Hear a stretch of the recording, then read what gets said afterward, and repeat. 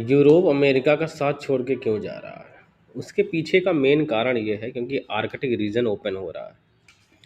Arctic open हो रहा है, ग्लेशियर पिघल रहे हैं, वहाँ से पानी निकल रहा है और ग्लेशियर हटने के कारण से नीचे के जो मिनरल्स हैं, नेचुरल रिसोर्सेज हैं, ऑयल है, वो निकल रहे हैं। ठीक है।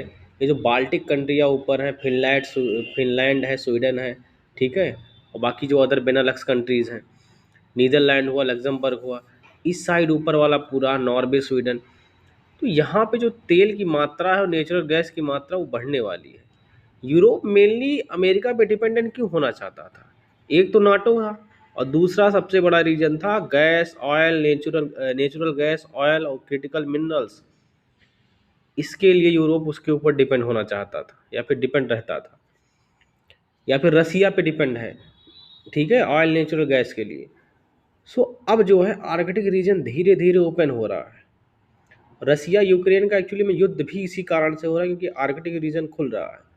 ठीक है, और जैसे जैसे वहाँ पे बर्फ़ पिघलेगी, क्योंकि इसीलिए देखो क्या बोलते हैं लोग, क्या बोलते हैं उसमें, ग्लोबल वार्मिंग की तरफ बहुत ज़्यादा ध्यान नहीं दिया जा रहा है ना, कि ग्लोबल वार्मिंग को कम किया जाए। जो 1.5 डिग्री तापमान है, क्या बोलते हैं, वैश्विक जो 1.5 डिग्री तापमान बढ़ रहा है उसको कम किया जाए, कम करने में मदद किया जाए। ठीक है। सो इन सब चीज़ों पे फोकस नहीं हो रहा है।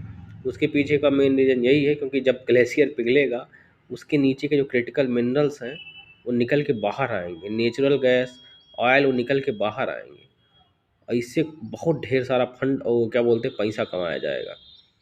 तो सारा खेल ये है। ठीक है। यहाँ पे जो मानवता को लॉस होगा या फिर क्या बोलते हैं बायोडाइवर्सिटी का लॉस होगा, कितने पेंगुइन ख़त्म हो जाएंगे, कितने अदर मैराइन लाइफ वो ख़त्म हो जाएंगे। ठीक है, इन सब से किसी को कोई मतलब नहीं है। सीधा खेल मतलब है पैसा कमाने से। ठीक है। और जितना अधिक क्या बोलते हैं ग्लेशियर पिघलेगा जिन जिन क्षेत्रों का, वहाँ से उतने अधिक मिनरल्स और नेचुरल गैस निकलेंगे। ठीक है। तो ये प्रक्रिया है, इसीलिए सारा युद्ध हो रहा है अभी।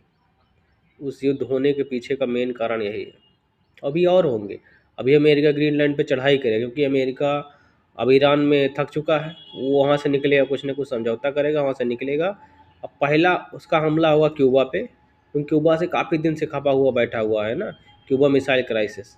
क्यूबा पे हमला करने के बाद क्यूबा मान लो रसिया और चाइना आ गए तो वहाँ पे रुक जाएगा।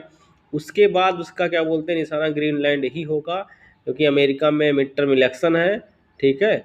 और ट्रम्प की पार्टी को कुछ ना कुछ चाहिए, तो उसके लिए ग्रीनलैंड पे कुछ ना कुछ बवाल फिर से खड़ा होगा। अभी बहुत इंटरेस्टिंग मामला